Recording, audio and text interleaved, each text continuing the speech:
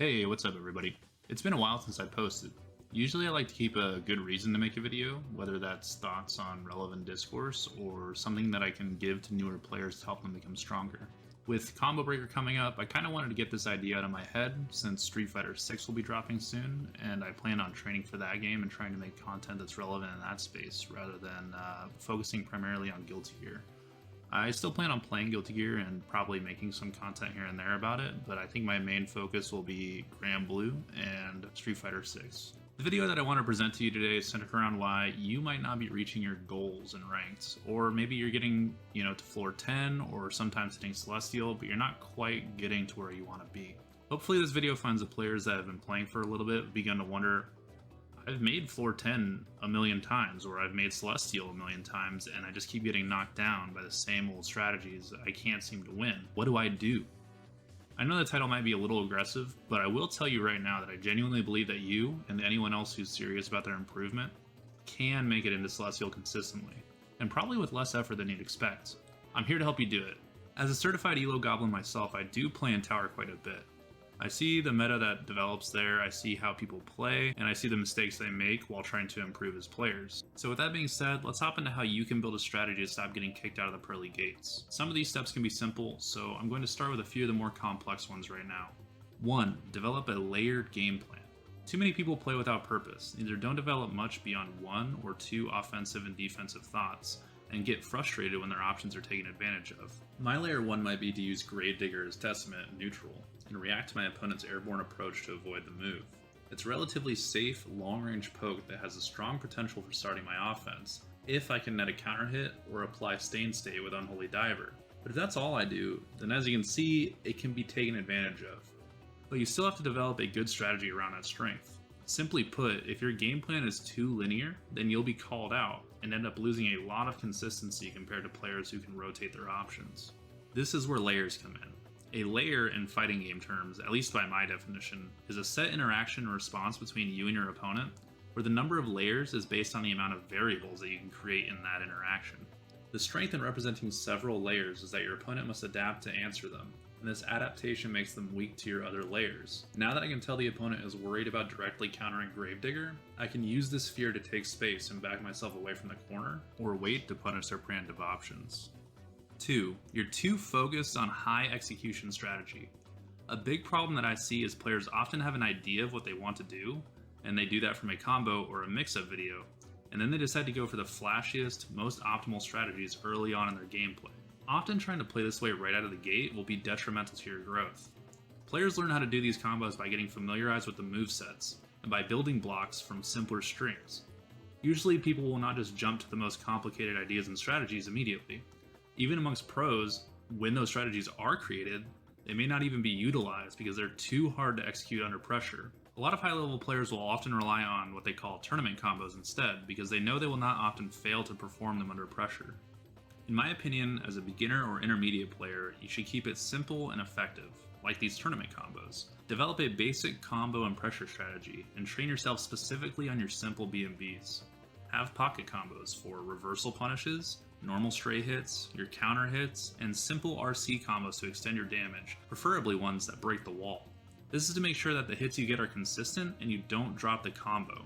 This is important because it lets you run your offense based on what I call single player timings. 3. You should practice your single player timings. Have you ever missed your attack on Wake Up? You ever whiffed a throw? Dropped a combo?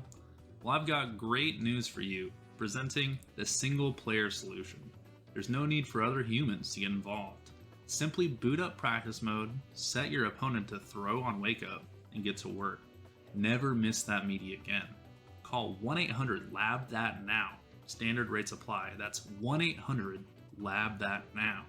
But seriously, one of the single most effective ways to improve your consistency and win more games is to stop missing these crucial moments and land more hits when your opponent mashes or throws on Wake Up. Hit training mode and lab your close slash meaty, your reversal windows, and your combos.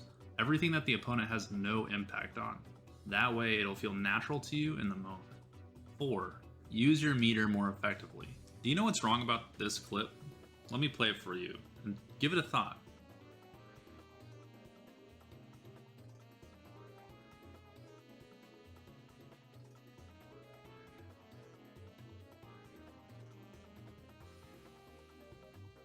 Did you figure it out? Well, if you didn't, no worries. I'll tell you right now. Kai in this clip is RCing their dire clot, even though there's no danger involved with their block string. They wanted their offense to keep going and didn't want to block, so they forced it with meter. Afterwards, they didn't even get much from the interaction, since the opponent used their meter to equalize the situation and even got positive bonus. Now the Kai player is at a meter deficit and will potentially lose the round. Having an efficient and good plan for your meter is one of the top differentiators between strong and weak players. Here's some good ways in my opinion to use your meter. 1. As a defensive option for DPRC. 2. For super wall breaks. 3. For unsafe situations to be made safe, such as whiff throws or unsafe buttons. 4. To get a hit because you have a mix-up option. 5. To extend your combos. And 6. To win the round, or specifically to break the wall. Typically, if your meter is used for something else, then you'll be finding yourself at meter deficit and less likely to consistently close rounds. 5. Learn to react in neutral, especially using 6P for anti-airs. A lot of players have problems navigating neutral, which is fair since it's an extremely complex and hard to understand topic. Hell, it's even hard for some pros to explain to people for teaching the game. What I will say is this though. Too many people will autopilot in lower levels, especially in neutral. Think about the last Viking player you faced. I can tell you from experience that many of them know that Kabari and JS are good. This is because they overuse those options in neutral with little to no regard for what I'm doing and without reacting to me. This is why many lower level Vikings can be defeated simply by waiting for them to try and air dash JS at you and then anti-airing them, or by waiting for them to use Kabari and doing a low profile. This is a problem that many lower level players face because fighting in the fighting game is what you want to do, right? But if you're trying to improve, then learning to consistently give space to your opponents that you can take advantage of what they're doing and visually check for what their options are will make you much stronger. You will have the opportunity to practice your anti-airs and see air dashes as they happen, or stuff your opponent's approaches and take advantage of their aggression. 6. Learn how to burst. All too often, even with Celestial level players, they will choose to burst on Soul Close Slash or Far Slash counter hit and Soul 5k. They will often then lose to a burst bait. Burst is a get out of jail free card, and your opponent has to guess when you're going to use it. So ask yourself, why aren't you bursting on your own terms? Why are you bursting on moves that are either easy to burst bait with, or are jump cancelable so I can hard bait them? Learn from other players or in practice mode what moves are hard to burst bait with. Something like the first hit of Soul Heavy Volcanic Viper is difficult to burst bait because although I could use my meter to bait the burst, I'm heavily disincentivized from doing so because the majority of damage is on the second hit. This means that there's an inherent risk in losing both my meter and some damage if you decide that you don't want to burst the combo. Set rules for yourself not to burst unless you see moves like these, or unless you absolutely have to. Additionally, try not to burst when there's not much damage on the table. If you're activating burst because the opponent hit you with 2k and 2d, it's probably because you're panicking, not because the danger is really there. On mixed characters like Milia, it may be scarier to get hit by a 2k 2d, but try not to burst unless you fail your guess on the incoming mix. That way, you give yourself a shot to get out naturally.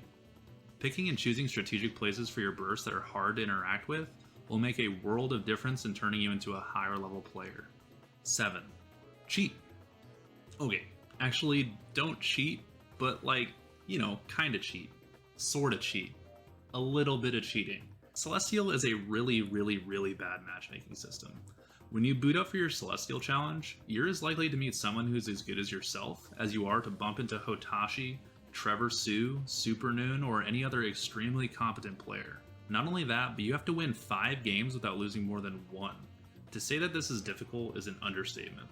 You're effectively winning a first to 10 without dropping any 2 games. That would be a blowout in your standard money match. It would be completely unusual for you to be that good and that consistent against an average Celestial player, so I tell everyone that they should just swallow their pride and cheat. You can pick and choose your battles, or you can just get a friend to let you in. In my opinion, there's no shame in this if you can't win your Celestial challenge consistently. Like for example, I may be able to get in every single time on my own, but there's no reason to put that level of expectation on you. There's a good reason as well. Many players who oscillate between floor 10 and Celestial, or 10.5 as we call it, are not bad. The problem is that they are quite capable as players, but lack the ability to improve because they're stuck stagnating in floor 10. The sheer practice that you can get by being in Celestial and playing without worrying about the demotion is massive for your improvement as a player. There is no shame in doing this so that you can get better access to practice. There is no honor in being a Celestial level player, and there are no rewards for the ranked system. The only thing you're taking away from yourself by continually failing to get into Celestial is being unable to improve among the quality players that are there. Ultimately though, if your pride won't let you do it, I totally understand. And I do believe that if you follow my other tips, you will naturally improve enough that you'll win most of your games on average. As long as you understand that this heal range at Celestial is too wide to effectively match you against someone that will properly gauge your strength, it's all practice in the end. I just think that the best practice for floor 10 players happens to be in Celestial. At any rate, that's about all I got.